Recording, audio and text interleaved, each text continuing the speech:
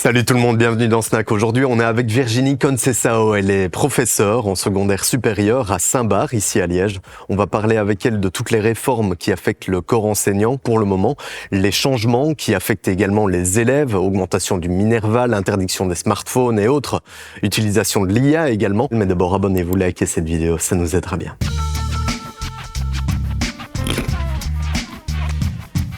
Virginie, bonjour. Je suis ravi de t'accueillir dans ce canapé de Snack pour parler du chantier qui est en cours au sein de l'enseignement en Fédération Wallonie-Bruxelles. Il y a beaucoup de choses à aborder. On va essayer d'être plus ou moins structuré. On va en tout cas aborder les grandes lignes de ces changements pour essayer de comprendre ce secteur qui est en pleine mutation. Virginie, qui es-tu ? Alors, donc je suis Virginie Conceição, je suis prof d'anglais-espagnol au Collège Saint-Barthélemy depuis déjà, à mon avis, 8 ans, quelque chose comme ça. Et j'étais moi-même élève en secondaire à Saint-Barth. Virginie, explique-nous un peu. Pour le moment, le monde enseignant est chamboulé. Ça, on peut le dire. À quel point est-ce qu'il est chamboulé ? Il y a beaucoup de mesures, là, qui sont en train de vous affecter, qui vont vous affecter, qui vous affectent déjà également. Fais-nous un petit listing. Il y en a tellement que tu vas pas arriver à être exhaustive, mais peu importe. Dis-nous un peu ce qui se passe. Mais en fait, nous, on est vraiment super énervés pour le moment, comme je pense que tout le monde le voit. Il y a des réformes qui nous attaquent sans cesse. On voit vraiment ça comme un mépris, une méconnaissance totale de notre métier. En fait, on a vraiment l'impression qu'on est toujours la variable ajustable. De tout. Et donc, en fait, chaque année, et aussi on a l'impression que les ministres veulent tout le temps laisser leurs pattes dans l'enseignement en disant, ben voilà, moi j'ai mis ça en place dans l'enseignement et ça a fonctionné, et moi j'ai mis ça et j'ai mis ça.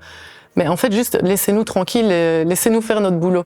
Parce que là, on en parle peu, et on en parlait juste avant. Donc il y a l'arrivée du tronc commun aussi l'année prochaine, en septembre. Donc c'est quelque chose qui a été mis en place dans le cadre du pacte d'excellence, donc pour un enseignement d'excellence. Donc ça qui est quand même marrant aussi, c'est qu'on veut se diriger vers un enseignement d'excellence, mais on va couper dans le budget, parce qu'on sait bien que quand on coupe dans les choses, après elles sont excellentes, hein, parenthèse fermée. Et donc il y a l'arrivée du tronc commun en septembre 2026 en secondaire. Les référentiels sont prêts, mais il n'y a pas les programmes, les profs n'ont pas été formés. Je ne sais pas si vous voyez un peu ce que c'est le tronc commun, mais... Justement, explique-nous, parce que tout le monde ne connaît pas ce tronc commun. Il est déjà en application en primaire, c'est ça. Mais là, il arrive en secondaire, première secondaire, alors l'année prochaine, c'est ça, hein. Explique-nous un peu en quoi ça consiste. Donc, c'est des élèves qui ont toujours été dans dans ce système du tronc commun qui vont arriver l'année prochaine en première secondaire. Et en gros, il y aura plus de distinction entre école du qualifiant, école professionnelle, générale. En fait, tout va être lycée, parce que le gouvernement adore lisser et harmoniser les choses. Et donc, tout le monde va avoir la même formation de la première à la troisième. Tout le monde. Il n'y aura plus de spécialisation. C'est au terme de la troisième secondaire qu'on va là pouvoir se diriger. Donc, admettons qu'un élève sache depuis qu'il est petit un enfant qui veut faire menuiserie ou une petite fille coiffure, ce sera plus possible de commencer directement en première. Ce sera le tronc commun pour tout le monde et puis je choisis vers quoi je veux me diriger. Donc, ça veut dire que ces élèves, pour le moment, qui sont en technique et qui savent déjà quoi faire finalement de leur demain, on va donc leur proposer de faire du latin grec et d'autres choses comme ça, c'est ça ? C'est ça. Okay. C'est ça. Donc il n'y a pas que, il y a plusieurs. Je me souviens pas des grilles horaires spécialement, mais il y aura un peu de tout.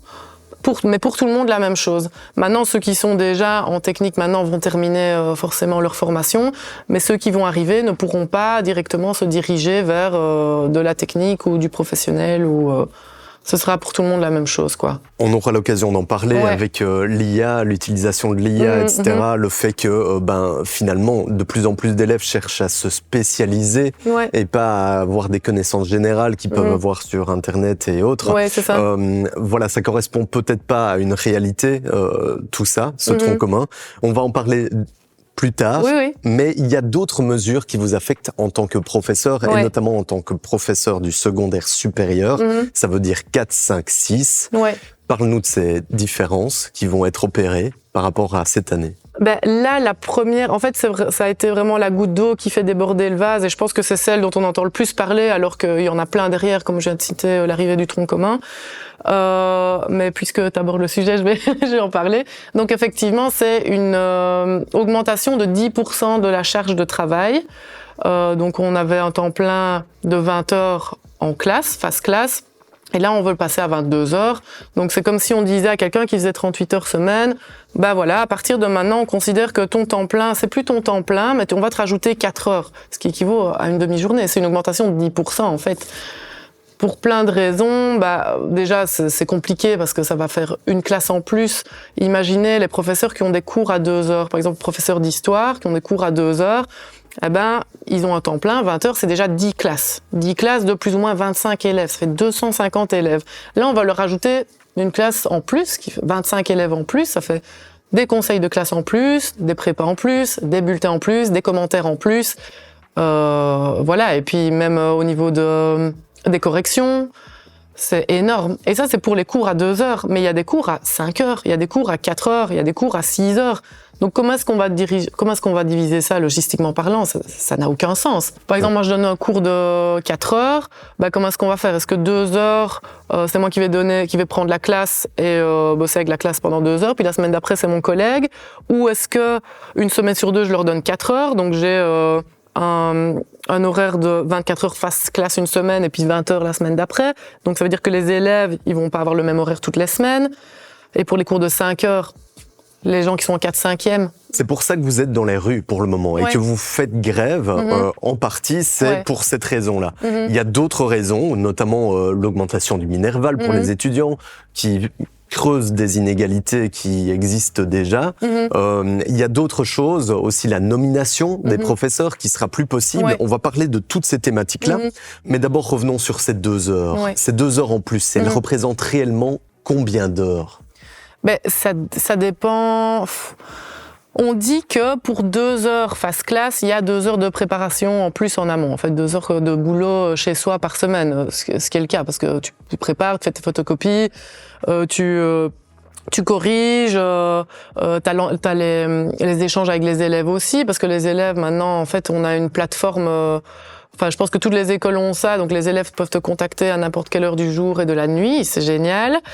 Et en plus de ça, enfin, si je peux aller un peu plus loin sur le sujet, c'est juste que, en fait, ça va occasionner de la perte d'emploi chez les jeunes profs aussi. Il va y avoir des répercussions aussi sur le degré inférieur, parce que des personnes qui n'auront pas toutes leurs heures et qui sont nommées dans le degré supérieur vont prendre, en fait, la charge de quelqu'un qui est dans le degré inférieur et qui n'est pas nommé, vu que la nomination prévaut.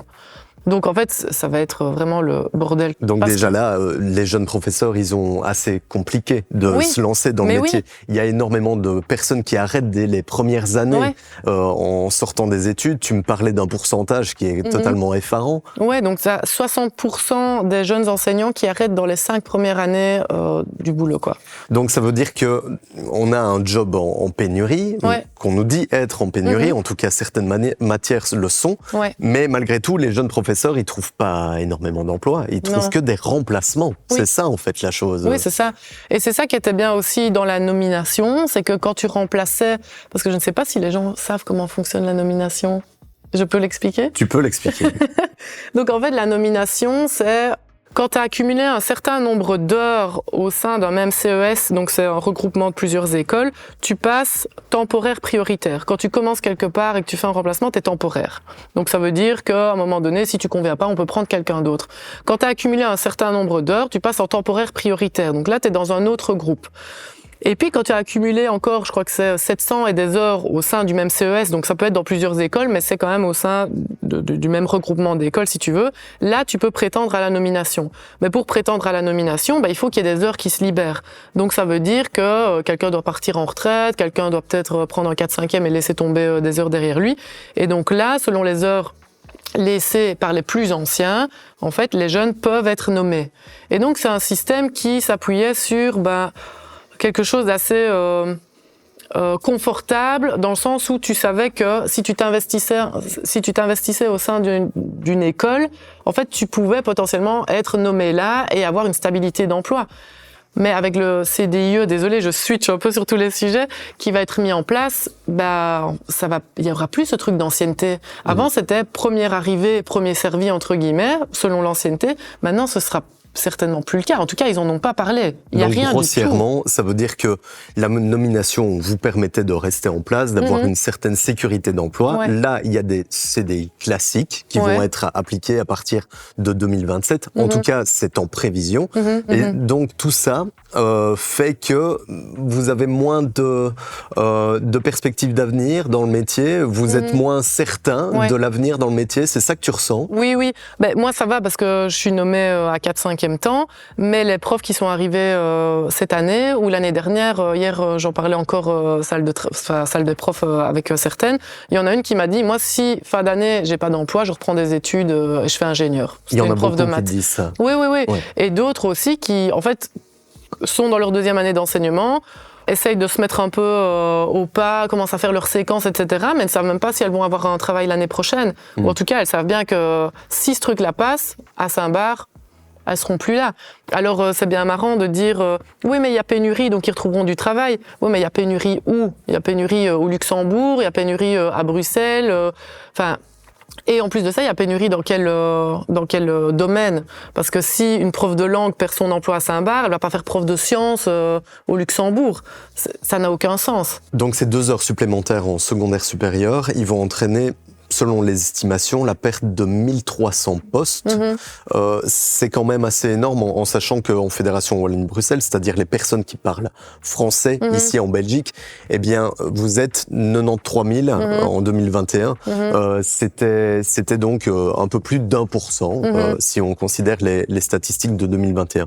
C'est quand même assez énorme pour 2 heures de cours, ce qui paraît finalement assez négligeable. Oui, oui, c'est ça. Parle-nous un peu de ce qu'il y a derrière ces 2 heures. C'est une qualité d'enseignement, c'est oui, c'est quoi ça. Franchement, c'est ça aussi, c'est tout ce qu'il y a derrière. Donc là, on en a un peu discuté. On parle vraiment que ce qui concerne les cours, mais au-delà de ça, c'est des profs qui sont fatigués, des profs qui s'investissent dans l'école et qui auront peut-être plus envie de s'investir sur le long terme. Moi, par exemple, à titre personnel, je fais partie du groupe des éco-délégués à l'école, et donc on met en place plusieurs projets, dont la soirée interculturelle qui aura lieu très prochainement. La semaine dernière, c'était le blind test à Saint-Barth. On était encore quasi tous là jusqu'à 2h du matin à ranger, présenter le truc, avoir préparé en amont. Après, c'est les voyages scolaires, c'est les sorties scolaires. Dans 2 semaines, je vais au théâtre avec les élèves. Plus tard, je vais au cinéma. Le voyage réto, on doit vendre des pâtes. Enfin, c'est tout ça.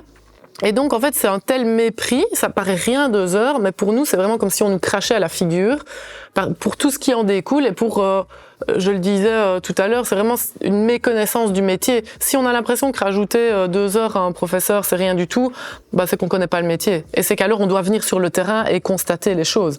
Venez devant une classe de 28 élèves pour essayer de leur apprendre des choses. Venez. C'est assez Vraiment. compliqué, et ça, on aura évidemment l'occasion d'en parler en long et en large quand on parlera plus de l'opinion des élèves, évidemment avec cette interdiction de smartphone et autres qui a été quasi obligatoire parce que t'en sortais plus, vous en sortiez plus. On parlera de ça juste après, mais d'abord on va rester sur ce taux d'absentéisme. En effet, ces profs qui sont fatigués. Le taux d'absentéisme des enseignants donc est de 8,2% en 2024-2025 et le nombre d'élèves en décrochage scolaire est passé à 93 000. C'est assez énorme comme chiffre. Comment ces chiffres traduisent en fait ton quotidien à toi et tes confrères? Le taux d'absentéisme, en fait, on a comparé, pour revenir sur ce point-là, en fait, on n'est pas plus absent que dans le privé. C'est juste que ça se voit plus. Je veux dire, quelqu'un qui bosse dans son bureau et qui est absent, il est absent, personne ne le constate. Nous, si on est absent même une journée, si on est absent une journée, il y a 100 élèves qui le constatent, plus peut-être le nombre de collègues qui devaient te demander un truc et que t'es pas là, ou une réunion sur le temps de midi à laquelle t'as pas pu venir. Et donc, c'est peut-être plus marquant. Mais en fait, au niveau des taux d'absentéisme, on n'est pas au-delà du privé. Je pense qu'on en est plus ou moins, on se tient plus ou moins. Donc, c'est un peu une légende, je crois, du prof qui est tout le temps absent et qui est tout le temps malade. Quand je vois, nous, on est 160 profs, il y a peut-être une personne qui est régulièrement absente sur les 160. Donc, c'est pour ça aussi que des fois, le gouvernement reparle de la nomination, oui, mais les brebis galeuses qui sont tout le temps absentes, etc. En fait, c'est une infime partie des professeurs, vraiment. Ouais. Et le problème, c'est pas la nomination. Et donc, pour moi, c'est personnel, il faut pas supprimer la nomination, il faut juste revoir la nomination. Donc, on pourrait, pourquoi pas, avoir une nomination qui est réévaluée tous les 5 ans. Nous, on n'est pas contre l'évaluation, c'est normal, on évalue les élèves, on peut nous évaluer aussi. Mais passer de nomination où les gens sont indéboulonnables, pour reprendre les propos de certains, à pas de nomination du tout, il y a un juste milieu. Ok. Surtout qu'on sait que la suppression de la nomination va coûter de l'argent à la FWB, donc ça n'a pas de sens. La nomination, en fait, elle est là pourquoi? Elle a été créée pourquoi? Je pense qu'elle a été créée après la Deuxième Guerre mondiale, mais je m'y connais pas trop en histoire historique de la nomination. Mais je pense que c'était pour clairement donner un statut important aux professeurs. Et en plus de ça, les avantages qu'il y a, je trouve, c'est que ça donne une stabilité d'emploi aux jeunes profs qui savent pourquoi ils s'investissent dans une école, parce qu'il y a une récompense entre guillemets à la clé. Et plus au-delà de ça, ça offre une stabilité à une école. En fait, quand on a des professeurs nommés, ça fait que l'école, elle tourne bien, parce que les professeurs, ils sont là depuis longtemps, ils savent comment fonctionne l'école, ils peuvent mettre en place des projets. Si on va vers un système où on supprime la nomination, à mon sens, les professeurs vont être beaucoup plus changeants. Il y aura beaucoup plus de changements dans le corps professoral. Donc des gens qui savent, qui peuvent sauter d'une année à l'autre, donc moins s'investir dans l'école, même au niveau des élèves, par exemple. C'est bien d'avoir des points de référence, c'est important pour les ados de savoir que y a toujours cette professeure-là à qui je me suis confiée à un moment donné, qui est dans l'école et à qui je peux aller parler si j'en ai besoin. S'il y a un changement de prof comme ça, un roulement beaucoup plus comment est-ce qu'on peut dire Omniprésent. Ouais, omniprésent et rapide. Enfin, j'ai pas trop les termes, mais dans le corps professoral, ça va être compliqué pour tout le monde. On a besoin que les gens soient ancrés dans une école. C'est un peu une mini-société pour pouvoir faire fonctionner cette école correctement. Pour revenir à ces 2 heures, à cet absentéisme et au fait que, il y a beaucoup de profs qui n'en peuvent plus. Il y en a beaucoup qui disent, oui, mais ils ne foutent rien. Ils ne foutent rien et c'est évidemment 2 mois de vacances et énormément de vacances durant l'année en plus. Parle-nous un peu de ça. Quand t'entends ça, qu'est-ce que t'as envie de répondre? Mais venez. En fait, je me dis comment est-ce qu'on peut dire ça alors que on est en pénurie? C'est pas logique. Enfin, si vraiment on foutait rien et qu'on n'avait que des vacances, en fait, il y aurait beaucoup trop de profs. Mais les gens savent bien, en fait, que c'est compliqué. La plupart des gens ont des ados chez eux. C'est compliqué, déjà, avec un ado ou deux ados. Alors, imaginez devant une classe de 28 ados, plusieurs fois par jour. Donc, moi, j'ai des classes entre 23 et 28 élèves. Si j'ai 5 heures sur la journée, je vois 100 à 125 élèves par jour. C'est énorme. Ouais. Donc, et en plus de leur inculquer et transmettre notre matière, il faut gérer tous les problèmes de discipline, l'absentéisme, comme tu l'as dit, le décrochage scolaire au niveau des élèves. C'est incroyable. Depuis le Covid, il y a une augmentation de ce décrochage-là et ça me fait de la peine. En fait, pourquoi? Qu'est-ce qui va pas? Il y a un problème au niveau de l'école. Et donc, qu'est-ce qu'on va faire? On va la sous-financer? Oui, sous-finançons. Comme ça, il y aura certainement plus de problèmes. Ouais, on le rappelle, 100 000 jeunes élèves qui sont en décrochage scolaire, c'est quand même une statistique qui est quand même très très interpellante. Ouais.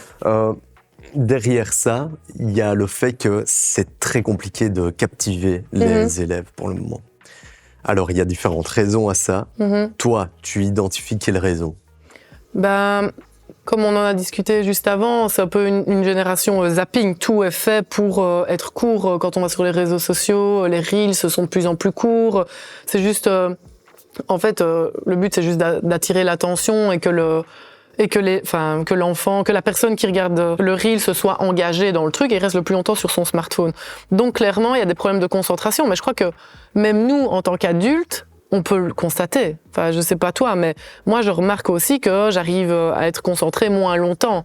Parce qu'on nous propose toujours des contenus de plus en plus courts, de plus en plus choquants aussi, pour attirer l'attention. Et donc, en fait, s'ennuyer, on ne le fait plus vraiment. Notre cerveau, il est tout le temps sollicité. Et donc, je comprends les jeunes qui ont grandi là-dedans, en fait, qui zappent régulièrement. Maintenant, c'est clair que l'école, pour ça, est peut-être un peu en décalage avec ce que eux vivent au quotidien. Et donc là, j'enchaîne sur la suppression de l'utilisation des smartphones à l'école, qui est pour moi vraiment une super réforme, une super mesure. Mais il faut leur réapprendre, en fait, à faire fonctionner leur cerveau différemment, parce que là, à se concentrer, quoi. Ben oui, ils savent plus se concentrer. Alors nous, on nous dit oui, mais vous devez rendre vos cours plus attractifs. Ouais, mais les gars, je suis pas une présentatrice de jeux télé. Enfin, à un moment donné, il y a des, mais non, mais c'est vrai, tu vois. Il y a des matières. Enfin, à un moment donné, tu dois te concentrer, tu dois apprendre à te concentrer, tu dois pouvoir lire un livre, tu dois pouvoir dessiner, tu dois pouvoir t'ennuyer. C'est comme ça que ton cerveau s'aère un petit peu aussi. Faut laisser place à l'ennui, et ça, on ne le fait jamais. Et donc, les élèves sont plus du tout habitués à s'ennuyer. Donc, pour dynamiser vos cours, vous avez eu accès à des tableaux interactifs, à des tablettes en cours, etc. Ouais. Est-ce que ça aide vraiment, ça? Est-ce que ça vous aide ou pas spécialement?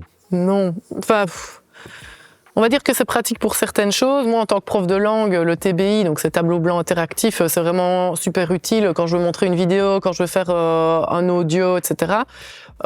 C'est cool, on doit plus aller chercher la télé comme à l'époque dans la salle média sur roulette, là, tu vois, ou aller dans la salle média pour regarder la télé avec l'écran bombé. Donc ça, c'est super cool, il y a plein d'avantages. Clairement, je sais que les profs de maths aussi sont très contents des TBI. Il y a des points positifs, vraiment, je vais pas cracher dans la soupe. On peut écrire dessus aussi, maintenant c'est une lumière. Donc moi j'étais un petit peu réticente au départ, mais vu que c'est un rétroprojecteur, c'est pas une lumière directe dans les yeux des élèves non plus, parce qu'au final, on nous dit, oui, la télé, par exemple, il faut se mettre à X mètres de la télé, parce que sinon ça peut faire mal aux yeux. Mais là, les élèves en classe, les classes, elles sont quand même petites, donc ils sont près du TBI, mais vu que c'est une lumière qui n'est pas directe, ça va encore. Maintenant, on est en train de... Ça, c'est un peu l'ancienne génération des TBI. Et là, en tout cas à l'école, on installe, c'est déjà installé d'ailleurs en 1, 2, 3 surtout, des TVI. Et donc là, qui ne sont pas reliés à un ordinateur et qui sont comme des grosses tablettes, en fait, au mur. Tactile, quoi. Donc il n'y a plus besoin de stylet, il n'y a pas besoin de clavier, il n'y a pas besoin de souris, alors que pour le TBI, là, il y en a besoin. Et donc ils sont arrivés l'année dernière à l'école. Mais ça, c'est aussi des petits changements dont les gens ne se rendent pas compte. C'est que toutes les années, à l'école, on essaye de s'améliorer sur un point, on met en place d'autres choses, et en fait, on doit s'adapter constamment à des choses déjà qui sont propres à l'école, mais en plus de ça, maintenant, aux réformes qu'on nous balance comme ça, quoi. Ouais, ok. Est-ce que tu sens que les élèves sont plus captivés avec ces TBI, TVI, et que ça a changé vraiment du tableau classique? Non, pas du tout. Non. Non, non, je trouve pas. Parce qu'ils l'ont vendu comme quelque chose de beaucoup plus ludique, qui allait rentrer dans une modernisation et le fait que les élèves allaient être beaucoup plus intéressés lorsque vous projetiez tout ça à l'écran et plus sur un tableau. Pas du tout. Moi, je vois pas la différence, en tout cas. Mais moi, j'écris pas sur le TBI. Donc, on a quand même toujours en classe, dans la plupart des classes, parce que je pense qu'il y a des classes où ils les ont bougés, des tableaux normaux, donc des tableaux noirs. Moi, personnellement, quand j'écris toujours au tableau noir parce que je me dis que la lumière comme ça dans le visage toute la journée, ça doit quand même être fatigant. En plus de ça, ça chauffe un petit peu, il y a un vrombissement, un bruit de fond comme ça constant. Donc, même moi, ça me gêne. Donc, je coupe quand j'écris au tableau. Donc, il y a des cours sans TBI. Maintenant, je sais qu'il y a des profs qui l'utilisent... qui n'utilisent que le TBI et qui n'utilisent plus la craie. Donc ça, c'est un peu selon la façon de fonctionner de chacun.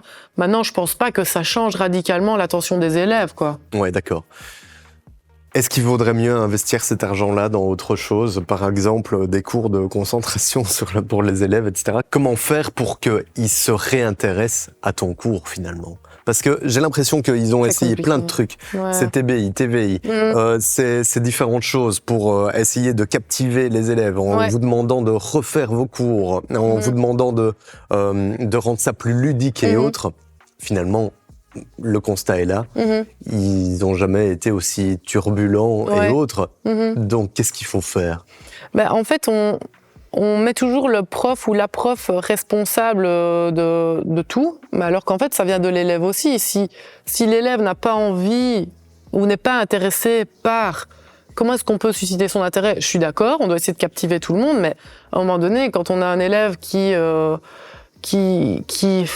enfin, en fait, ce que je dis souvent à mes élèves début d'année, c'est que moi, je suis là pour les aider, mais c'est une relation bilatérale. Donc, s'ils ne me donnent rien, c'est comme dans tout type de relation. Vous êtes en couple, si il y a que vous qui donnez quelque chose dans le couple, ça va foirer. Ici, c'est pareil. Donc, on est en relation avec les élèves. Et donc, il faut qu'ils nous donnent de la matière aussi à ce qu'on puisse développer leur intérêt. Sinon, on fait le guignol, quoi. Ouais, ok. Et alors, il y a plein de nouveaux outils numériques. Il y a les Kahoot, Blueket, enfin plein de trucs qu'on essaye de trouver numériques pour que ce soit ludique, attractif. Mais en fait, moi, je pense que déjà, ils sont ils sont plus captivés, mais parce que c'est un jeu. C'est pas pour ça qu'ils retiennent mieux. En fait, il y a rien à faire, mais on n'a jamais fonctionné comme ça dans l'histoire de l'humanité. On a toujours dû répéter pour retenir les trucs. On a dû écrire plusieurs fois les choses pour les retenir.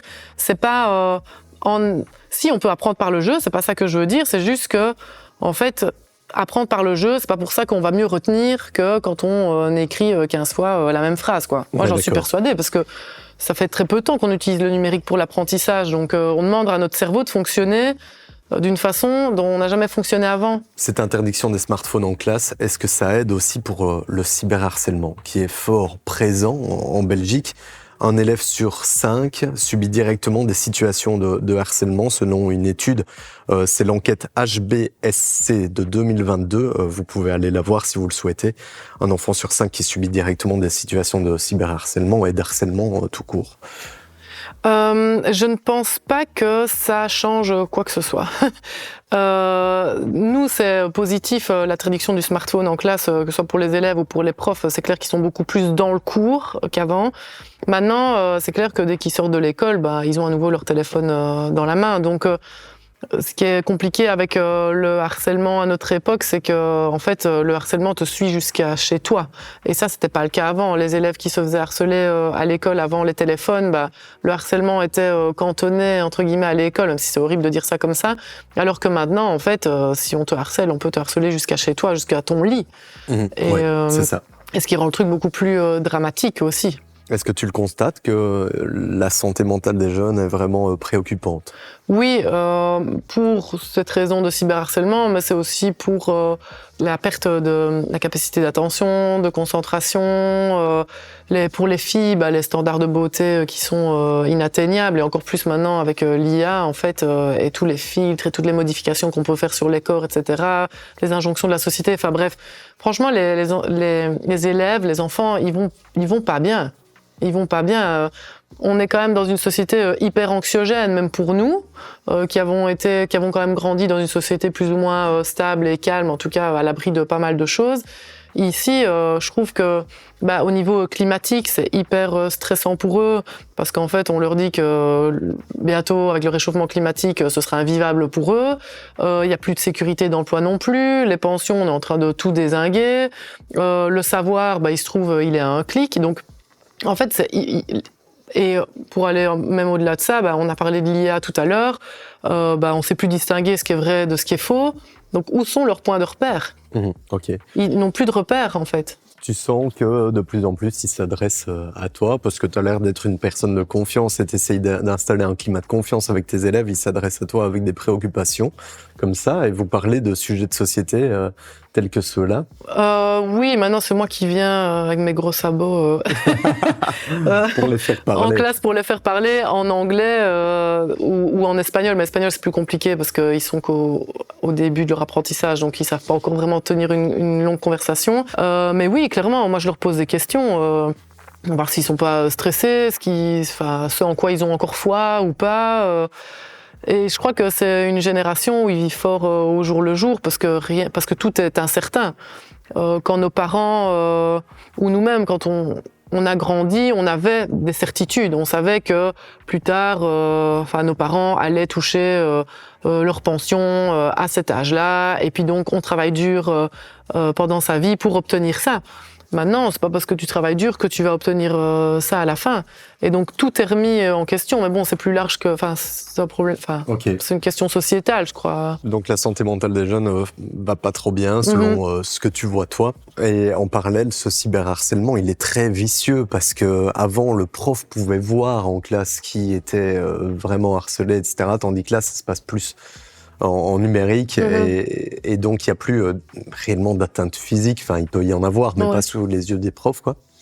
Tu le constates, ça, que tu peux plus voir des atteintes physiques en classe? Oui. T'en vois moins? Maintenant, moi, comme je donne cours chez les plus grands, j'ai l'impression que...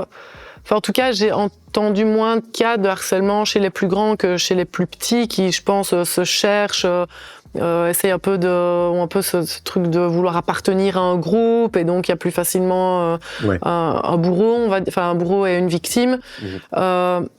Mais je crois que le harcèlement, ça a toujours été quelque chose qui était hyper vicieux et peu détectable de la part du prof. Donc c'est un peu compliqué. Nous, à l'école, on a une structure qui a été mise en place justement pour ça, pour un espace de parole pour les élèves qui veulent venir parler parce que soit eux ont été harcelés, ou ils ont entendu quelque chose, ou ils ont vu quelque chose. On essaye vraiment aussi de mettre des choses en place pour leur bien-être, mais c'est pas évident parce qu'on n'a pas tout le temps les moyens non plus, et que les élèves des fois sont un peu réticents aussi, ils ont peur de passer pour des balances en fait. Okay. Et donc c'est compliqué, c'est vraiment un sujet compliqué. On le sent, c'est très compliqué, et en effet, on en parlait dans un précédent épisode avec la directrice du centre de prévention de suicide qui nous a dit que donc c'était la première cause de mortalité chez les jeunes belges. Et ça, c'est très préoccupant, en effet, parce que tout ça se joue en famille, en classe, à l'extérieur et également sur ces réseaux sociaux. Donc, n'hésitez pas, dès que ça se produit, à en parler à un centre PMS, à une personne de confiance, à votre famille ou bien à vos amis, dès que ça se produit, et certainement pas à une IA. Comme tu me le disais, c'est assez préoccupant, mais il y a énormément d'élèves qui se confient à l'IA au niveau psychologique. Oui, exactement. L'année dernière, j'ai appris ça, entre guillemets, pour la première fois. On faisait un travail en classe pour un exposé, et donc j'ai des élèves qui vont sur ChatGPT pour écrire, pour poser des questions. Je leur dis d'utiliser un moteur de recherche, bref, on discute un petit peu, et puis j'ai une élève qui me dit « Ah, bah, vous savez, moi, ChatGPT, c'est mon ami. En fait, quand je vais pas bien, je lui écris, il me remonte le moral, et ça m'aide au quotidien, quoi. » Et donc, là, franchement, je me suis un peu pris ça de plein fouet, parce que je me rendais pas compte à quel point certains enfants, certains élèves se sentaient seuls.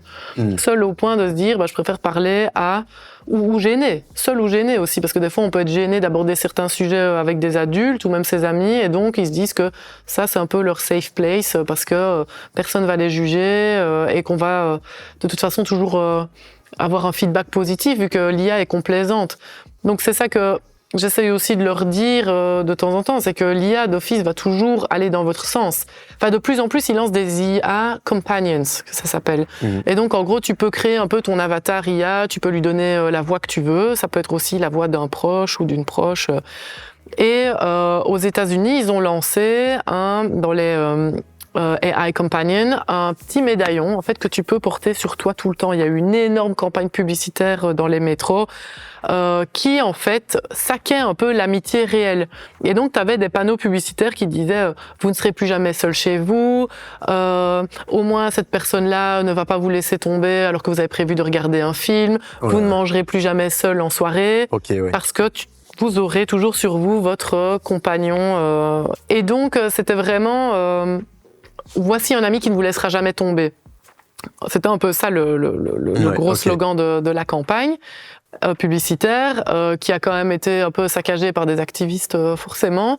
Et donc ils sont vraiment en train de miser sur, de capitaliser, je sais pas si on dit ça en français, mais capitaliser sur la solitude des gens. L'amitié, c'est ça. Et la solitude des gens, même de manière générale. Ouais, c'est ça. Je suis seule, mais ne te tracasse pas, tu auras un AI companion pour t'aider et toujours te remonter le moral. Sauf que ça renvoie une fausse vision de la réalité, en fait. Parce que c'est normal qu'un ami à 3h du matin ne te réponde pas, c'est normal de disputer avec un ami, et c'est comme ça aussi qu'on se construit dans les relations.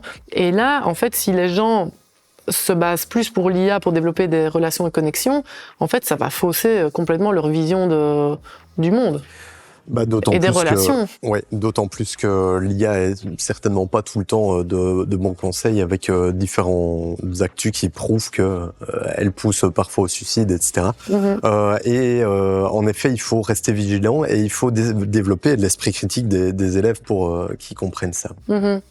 Qu'est-ce que tu ressens dans tes classes? Est-ce qu'ils sont tous décrochés et qu'ils sont tous en train de plus du tout se concentrer? Non, la situation est quand même pas aussi dramatique que ce qu'on le dit. Il y a encore plein d'élèves qui sont encore captivés par ce que tu dis, etc. Mais t'as senti quand même une modification au fil des années? Oui, mais c'est vraiment au niveau de la capacité d'attention et de concentration, c'est ça. Ils ne savent pas, et le silence aussi. Ils ne savent pas rester dans le silence. Il y a toujours un bruit de fond.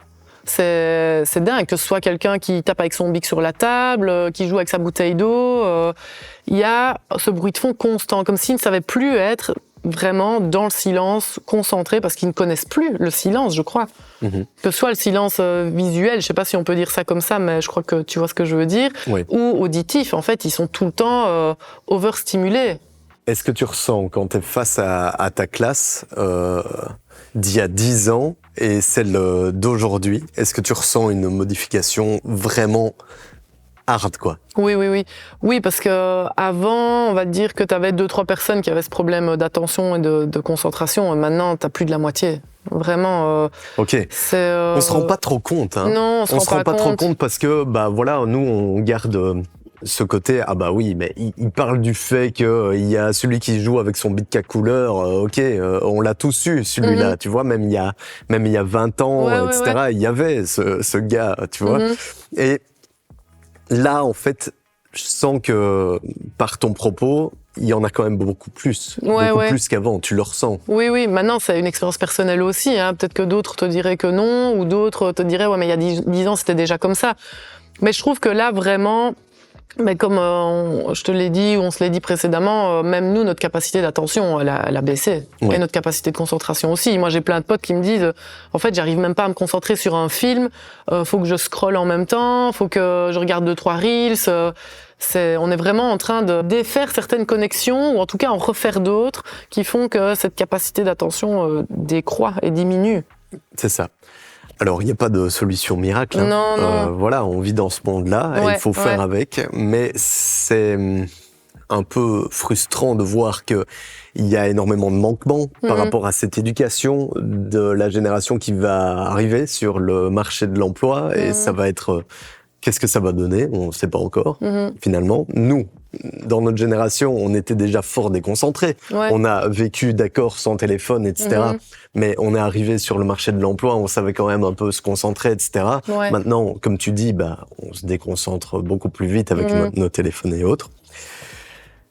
Qu'est-ce que ça va donner, tout ça? On le sait pas encore, et on va pas en parler ici, parce que ce serait refaire le monde comme des piliers de comptoir. Ça va pas être le cas ici, mais parlons du fait que, en tant que professeur, voir que tu subis un définancement alors que c'est le moment de trouver des solutions, ça doit être très frustrant, non? Oui. Oui, je crois qu'on est vraiment dans un shift sociétal et que clairement on n'est pas les meilleurs aux résultats PISA, on n'est pas très bien classé. La Belgique, et encore on dit pas la Belgique vu que ta fédération Wallonie-Bruxelles et puis la Flandre, mais on va continuer quand même à définancer alors qu'on devrait plus que jamais investir dans l'éducation, l'enseignement, les formations. C'est ça, en fait. C'est ça, un des piliers de la société. C'est que les gens soient formés, en fait, soient éduqués, enfin, dans le sens où ils reçoivent une éducation. Je comprends pas pourquoi on n'investisse pas plus là-dedans. En fait, on voit ça comme la grosse dépense de la Fédération Wallonie-Bruxelles, parce que c'est 54% du budget, je pense. Mais oui, mais c'est normal, en fait. Tu vas parler de 2% dans ton enseignement. C'est comme ça que tu vas former les gens, c'est comme ça que tu vas avoir des personnes qui savent réfléchir, qui savent développer leur esprit critique, qui trouvent un emploi, qui vont apporter vraiment quelque chose à la société, à l'État, quoi. On s'est rencontrés il y a 2 semaines et tu me disais, on est en train de créer des moutons, des gens finalement qui n'ont pas énormément d'esprit critique, d'intérêt pour s'informer et autres. Est-ce que tu valides ça, ces propos-là que tu m'as dit il y a 2 semaines? Oui, je valide vraiment. Je dis pas, c'est des projections aussi. Tu vois, moi j'ai l'impression qu'on se dirige vers ça, clairement, et que on supprime. En fait, ça m'énerve trop. En fait, je ne comprends pas déjà pourquoi il n'y a pas des cours d'éducation aux médias dès la première. Ça me semble tellement essentiel, des cours apprendre à gérer en fait ce sur quoi ils passent la plupart de leur temps. Les élèves, quand tu leur demandes leur temps d'écran, c'est des trucs mais abominables. C'est entre 11h et 14h par jour. Tu dis, oui, mais il y a 24 heures dans une journée, comment vous faites? Oui, mais bon, j'écoute de la musique, ok. J'étudie sur mon téléphone, et puis je perds 3 heures sur TikTok, par exemple. Ouais. Pour moi, si tu apprends aux élèves comment développer leur esprit critique, c'est aussi comment se prémunir des fake news. Enfin, tu vois, et identifier ce qui est vrai, ce qui est faux. Mais après, alors là, tu tombes dans un truc large où, en fait, tu te dis, mais les élèves, en plus de ne pas croire en le futur, ils savent même plus différencier ce qui est vrai et ce qui est faux. C'est horrible pour eux. Et ça, c'est absolument primordial dans notre monde où l'IA s'est développée. Ouais. Il y a différents chiffres qui sont quand même assez interpellants par rapport à cette IA. Selon une enquête qui a été réalisée en Belgique, donc Génération 2024, vous pouvez aller voir l'enquête. 28% des élèves utilisent l'IA pour leurs devoirs et 57% ont déjà testé une application d'IA. On peut dire que les 43% restants sont des menteurs. Ouais, c'est Parce clair. que là, actuellement, quand tu rentres dans une classe, tu leur demandes s'ils ont déjà utilisé l'IA, ils l'ont tous utilisé. Ouais. Alors peut-être pas pour faire des devoirs, mais bon, je pense qu'il y en a beaucoup qui s'en servent pour ça. Est-ce que c'est encore décelable, tu vois? Nous, en tant que profs, par rapport à ce que devient la société, on doit aussi adapter nos apprentissages. Et donc, en fait, ça nous prend aussi plein de temps. Par exemple, pour ce que je demandais avant de faire un exposé, je leur donnais 2 heures en classe et puis le reste, ils faisaient chez eux. Et ben maintenant, pour être sûr que qu'ils n'utilisent pas l'IA pour faire cet exposé-là, je leur donne peut-être 4-5 heures en classe. Parce que je veux qu'ils aient fait 90% de leur travail en classe pour moi vérifier que en fait ils font bien fonctionner leur cerveau et qu'ils vont pas demander à ChatGPT de faire leur exposé et puis juste le réciter comme des C'est robots. Ça.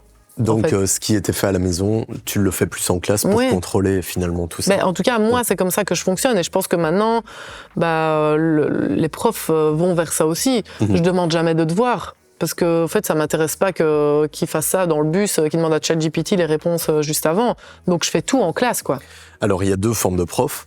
Il y a ceux, en effet, qui donnent pas de devoirs et qui se disent, OK, on va faire ça en classe et ça doit être ici qu'ils apprennent tout et pas chez eux. Parce que des concentrations chez eux, etc. Donc, c'est peut-être la bulle où ils peuvent être le plus concentrés de leur journée, quoi. Mais il y a d'autres profs qui ont abandonné. Tu le constates, ça? Franchement, si les profs sont toujours profs maintenant, c'est qu'ils n'ont pas abandonné. Franchement, ça, j'en suis sûre. Parce que si nous, on est toujours là maintenant, c'est qu'on n'a pas abandonné. Et ça, je crois aussi, pour faire une petite parenthèse, que le gouvernement ne s'attendait peut-être pas à ce qu'il y ait ce mouvement-là de colère parmi les profs, parce qu'ils se sont dit, on va leur mettre des réformes, ils sont toujours bien gentils et bien dociles. Mais en fait, on est hyper coriace et tenace, nous, en tant que prof. Parce que sinon, on serait plus là et on serait parti déjà il y a bien longtemps. Moi, j'adore mon métier, vraiment. J'adore les élèves. C'est vraiment une vocation. Mais je me suis toujours dit, si un jour je quitte l'enseignement, ce sera pas à cause des élèves ni des collègues, ce sera à cause du système. Et ça, il y en a plein qui se le disent. Et ça, je pense que le gouvernement, enfin en tout cas les politiques, comme on dit, devraient être au courant de ça. C'est eux qui font fuir les profs, en fait. C'est pas les élèves. Donc voilà, ça c'est parenthèse fermée. Et donc je pense que il y a très peu de profs qui ont vraiment abandonné. Ou alors je suis trop optimiste, j'en sais rien, mais je pense que si les profs sont toujours là, c'est qu'ils abandonnent pas. Parce que tu t'infliges pas ça si t'as abandonné. Ça, c'est clair. T'as vu beaucoup de vieux profs nommés partir à la retraite plus tôt parce qu'ils en pouvaient plus. Ça devient lourd comme métier à un moment donné de gérer tout ça, de gérer le système, de gérer la société pour que tout soit bien pour les élèves, parce que tout ce qu'on fait, c'est pour les élèves.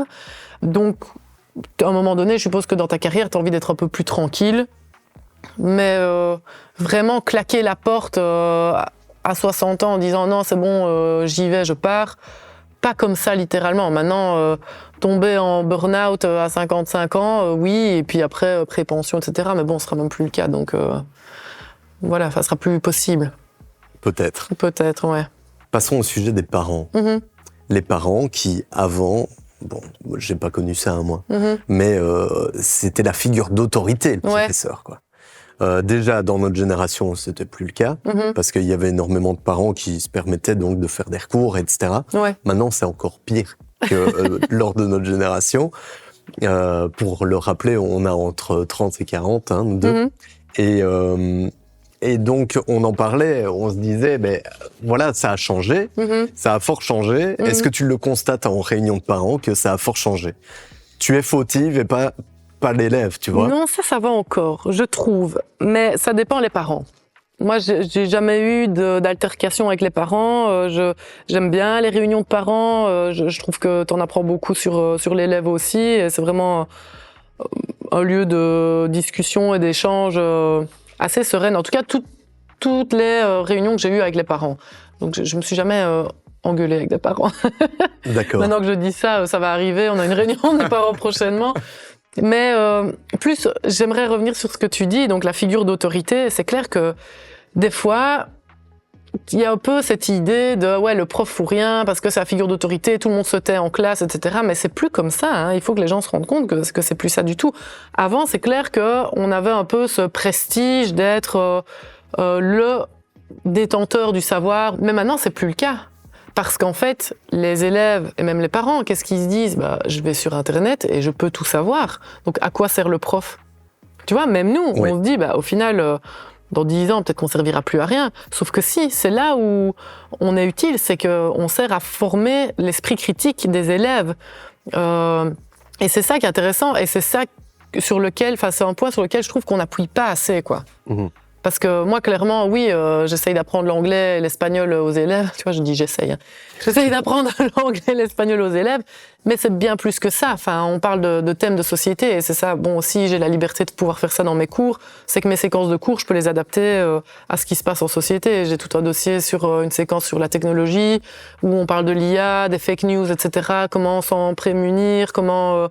vérifier ses sources, mais ça c'est en lien aussi avec le cours d'histoire, bien évidemment, de critique historique. Donc on aide à ce que ils arrivent à réfléchir à eux-mêmes. En fait, c'est ça. On apprend à réfléchir au-delà de la matière qu'on transmet. Et c'est plus jamais, enfin, c'est important. Oui, c'est très important en effet.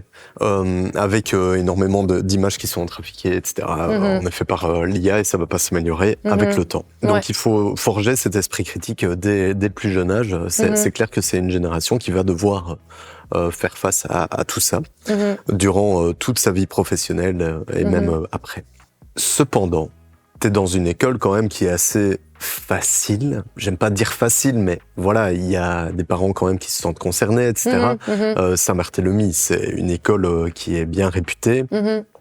Il y a d'autres écoles où c'est beaucoup plus difficile. J'ai des témoignages qui m'arrivent d'amis ou bien lors de mes reportages qui me disent voilà, on est dans un établissement serein où ça se passe un peu moins bien en effet, et j'aimerais bien travailler dans un autre établissement parce que pour moi c'est plus possible de donner cours tellement ils sont irrespectueux et j'arrive pas à donner cours, quoi. Ils racontent leur vie ou bien ils parlent avec leurs voisins continuellement et ils s'en foutent des notes, ils s'en foutent des retenues, etc. toi aussi, tu as beaucoup de confrères, consoeurs qui te disent ça. Oui, vraiment, moi, moi, je parle, ça fait 8 ans, je crois, que je suis à Saint-Barth, donc c'est ma réalité avec mon école, mes élèves, mes collègues, bien entendu. Ça, c'est clair que il y a des écoles où ça se passe très mal, des écoles où ça se passe peut-être mieux aussi. Clairement, ce décrochage des élèves, c'est pas que décrochage où ils ne viennent plus en classe, c'est aussi décrochage quand ils sont en classe. Comme tu dis, en fait, il y a plus de... au-delà du fait qu'il n'y ait plus trop d'intérêt et qu'ils voient plus trop pourquoi ils sont en classe, en fait, la plupart du temps, vu qu'ils peuvent tout trouver sur Internet facilement, il y a aussi ce je m'en foutisme un peu des cotes, comme tu dis, des sanctions disciplinaires, genre comment ça s'appelle encore? Les retenues. Les retenues, merci. Les retenues, ils ont une retenue, ils viennent pas.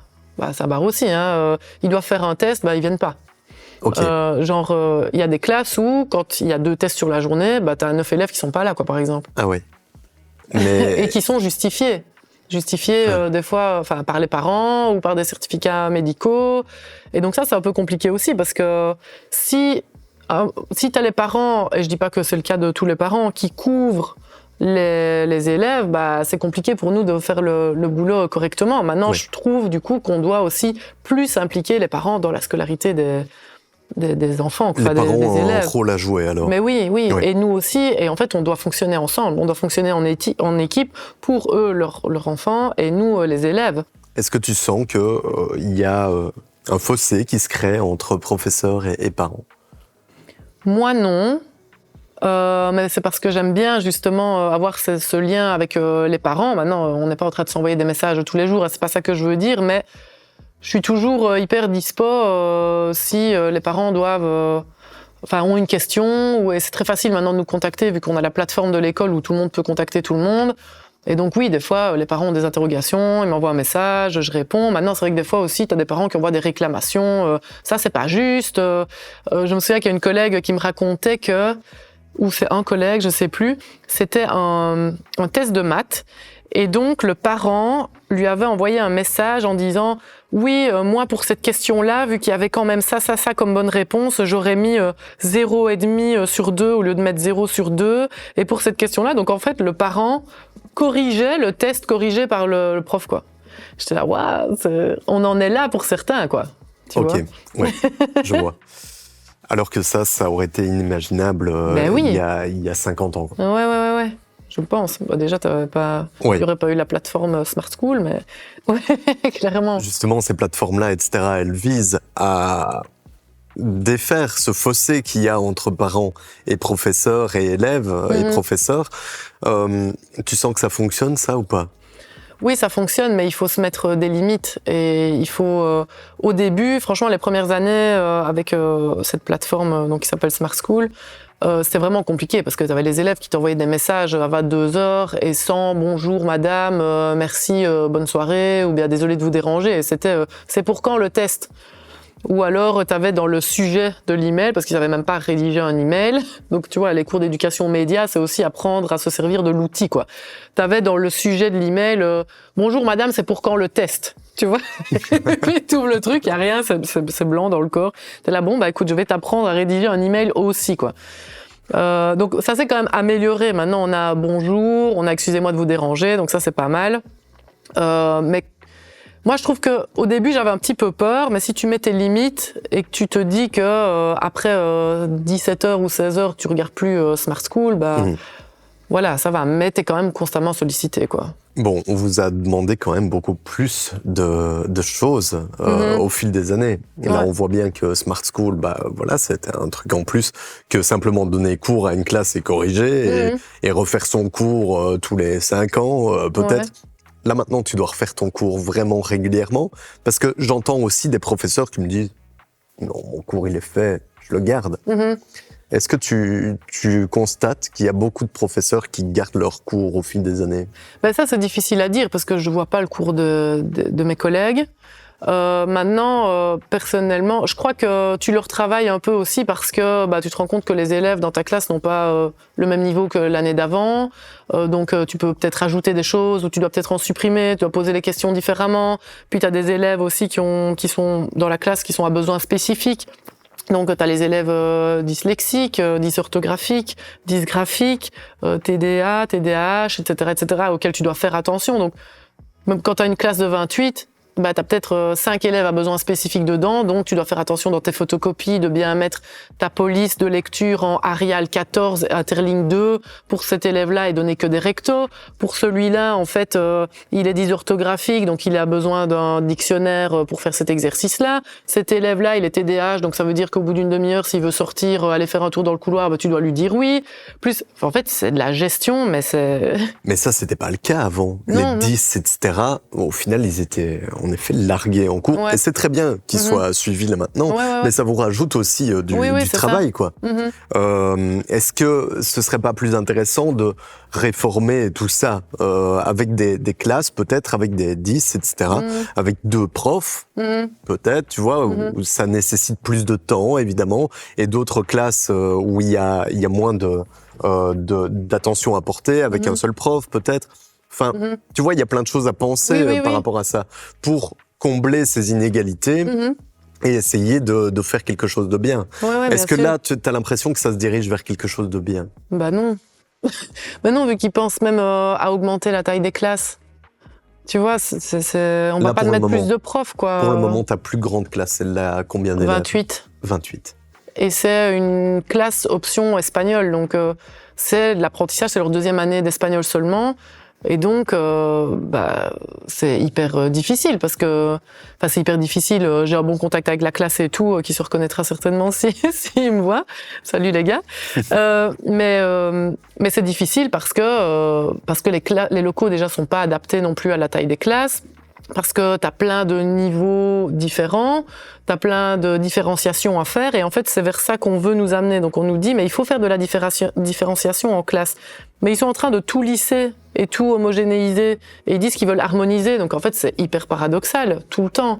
Et tu parlais de refaire ses cours, en fait c'était ça à la base, et j'ai digressé à fond.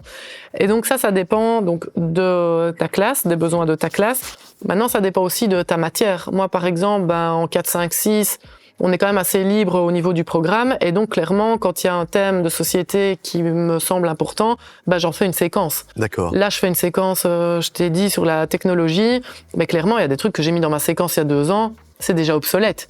Et donc, je dois réactualiser les trucs. Par exemple, si tu veux un exemple. Oui, bien sûr. Donc, on commence, en fait, c'est une séquence sur, là, je vois avec une de mes classes, une séquence sur les médias. Donc, on voit les différents types de médias, avantages, inconvénients, etc. Puis, on en tire un peu une conclusion. Et il y a 3-4 ans, j'avais déjà cet exercice-là. Maintenant, une séquence, ça fait 30 pages. Donc, il y a plein d'exercices différents avec des compréhensions à l'audition, lecture, expression écrite, expression orale, plus grammaire, vocabulaire. Bref, c'est quand même un truc assez gros. Et donc, il y a 4 ans, on arrivait un peu à une conclusion de Internet, vraiment, c'est le média qui englobe tous les autres et qui est vraiment super positif. Mais attention quand même, ça nous rend un peu paresseux, voilà, c'était un peu ça, le truc de base. Et puis après, 2 années, peut-être l'année d'après, on a commencé à parler des fake news. Mais attention, les fake news, le dark web, etc., il faut faire attention. Et puis maintenant, je l'ai fait cette année, et là, on est encore dans une autre conclusion où là, c'est attention, Internet, au final, il y a plus de points négatifs maintenant que de points positifs, alors que il y a 3-4 ans, quand on avait commencé la séquence, en fait, c'était le contraire. Donc même toi, tu dois te remettre tout le temps à jour, tu vois. Ouais, okay. Et là-dedans, notamment, une des conclusions à laquelle on est arrivé avec les élèves, c'est que l'avènement de l'IA, des deepfakes, etc., en fait, on est dans un truc où tout ce qui est en ligne peut être faux. Et donc, ce qui est compliqué, c'est que il faut qu'ils comprennent que eux doivent trouver les sources correctes pour savoir différencier ce qui est faux ou pas. Mais en plus de ça, on va revenir, je pense, et c'était notre conclusion, vers plutôt des médias plus traditionnels comme des journaux en papier, journaux télévisés, etc. Parce qu'on est sûr de l'information qu'on peut y trouver, quoi. Ok. Alors qu'avant, c'était pas trop le cas. C'est assez dingue de voir ça dans des cours de langue. Ouais. Tu vois. Avant, je me souviens, on avait notre fascicule. avec quand t'apprenais l'anglais ou l'espagnol, bah voilà, c'était le même chaque année. Voilà, t'avais le même fascicule pour les premières, deuxième, troisième, avec des éléments qui changeaient évidemment. Ça devenait de plus en plus compliqué. Maintenant, il y a plus vraiment ça. Tu fais encore avec des manuels et autres? Ça dépend les profs. Tu vois, moi j'aime bien faire mes séquences moi-même, mais des fois je m'inspire aussi d'exercices qu'il y a dans les manuels, bien évidemment. Il y a des profs qui sont plus pour le manuel, travailler vraiment la grammaire, le vocabulaire, etc. Moi, je trouve que en 5e et en réto, en fait, ils ont assez de bagages en anglais. Ça fait 5 ou 6 ans qu'ils parlent la langue. Qu'ils apprennent la langue, et donc on peut vraiment discuter. Et moi je base mes cours sur l'oralité, sur les débats, et aussi c'est parce que moi en tant que personne, je saurais pas suivre un manuel et que ça va m'ennuyer, et que si je m'ennuie en classe, c'est quoi le but? Enfin, si je m'ennuie en classe, les élèves vont s'ennuyer. En fait, c'est un peu ça, comme ça que je réfléchis.